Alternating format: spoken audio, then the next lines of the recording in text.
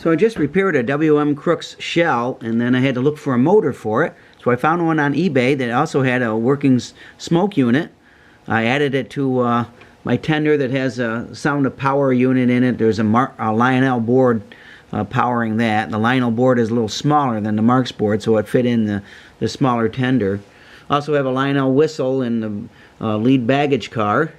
And so I think it made an awesome little WM Crooks train. It's unique, it's fun, and so glad I have now 2 of these.